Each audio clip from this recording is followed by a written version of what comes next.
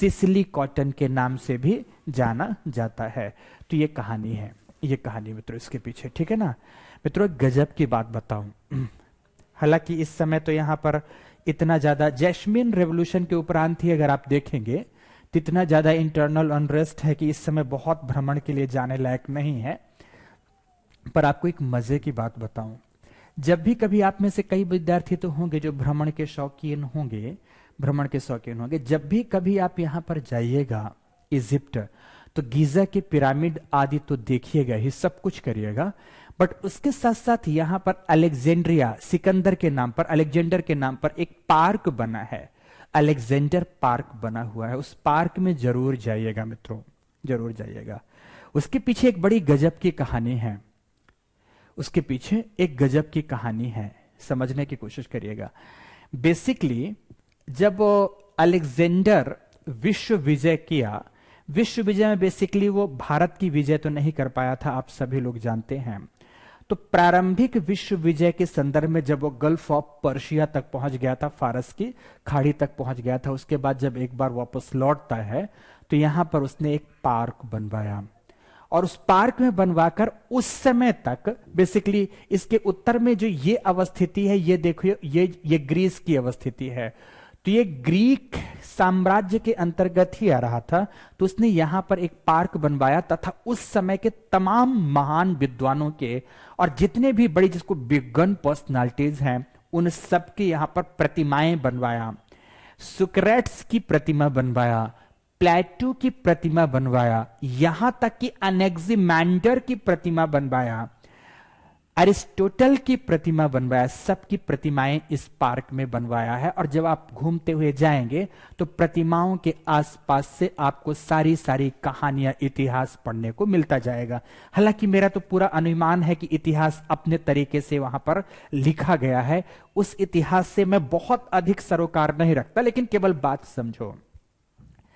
जब यहां ये प्रतिमाएं बनाई जा रही थी तो वहां पर एक प्रतिमा और बनाई गई, वो प्रतिमा थी अलेक्जेंडर की या सिकंदर की।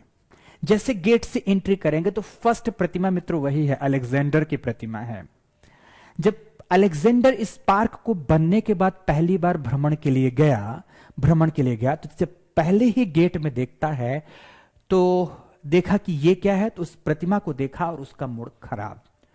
पहले एक बार पूरे पार्क का भ्रमण किया और बोला पार्क तो बहुत खूबसूरत बनाया गया, बट इस पूरे पार्क में एक ही चीज अच्छी नहीं है, उसे मैं अभी नष्ट कर दूंगा। प्रतिमा के पास पहुंचा और तुरंत उसका सिर धड़ से अलग कर दिया, खंडित कर दिया। अपने तलवार के प्रहार से पत्थर की प्रतिमा का सिर उसने तोड़ दिया। लोगों ने जानना चाहा अलेक्जेंडर से, देखो महान व्यक्ति कैसे होते हैं। महान कोई इसलिए नहीं होता कि वो महान होता है, महान इसलिए होता है कि वो जानता है कि मैं महान हूं, वो स्वीकार करता है कि मैं महान हूं। तो सुनने की कोशिश करिए, समझने की कोशिश करिएगा। वो क्या करता, आप सिर धड़ से अलग किया। लोगों ने पूछा कि आपने आखिर ऐसा क्यों किया, आपने ऐसा क्यों किया। तो अलेक्जेंडर का तब कहना था कि मैं ये चाहता हूं कि जब भी कोई यहां भ्रमण के लिए आए, जब भी कोई यहां भ्रमण के लिए आए, तो उसके मन में यह पहला प्रश्न होना चाहिए कि इस पार्क में तो मैंने सबको देखा, लेकिन अलेक्जेंडर की प्रतिमा क्यों नहीं। तब शायद मेरा जीवन सार्थक हो जाएगा, इसीलिए मैं अपनी प्रतिमा को ही खंडित कर देता हूं। तो मित्रों ऐसे होते हैं महान लोग। तो कभी आप अगर वेस्ट एशिया भ्रमण के लिए जाइएगा, वेस्टर्न डेजर्ट्स देखने के अगर आप शौकीन हैं तो यहां जरूर जाइएगा, यहां जरूर जाइएगा। श्वेता ने लिखा है सर आप सब कुछ देख लिए हैं। नहीं, सब के लिए भी 2019 की ही बात है, बहुत पुरानी बात नहीं। जब मैं वेस्ट एशिया के लगभग 26 दिन के भ्रमण में था, तब मैं और मेरी पत्नी हम दोनों लोग गए हुए थे मित्रों, इस क्षेत्र पर गए हुए थे। बहुत अलग तरीके का अनुभव है, पर जब वेस्ट एशिया में आएंगे तो इससे जोड़कर सारी चीजें बताएंगे। अभी आज चाहता हूं मैं कि इन तमाम चीजों को मैं एक बार पहले मोटी मोटी बातों को लिखा दूं, तब आपको कहानियां सुनाऊं। दुनिया बहुत अद्भुत है मित्रों।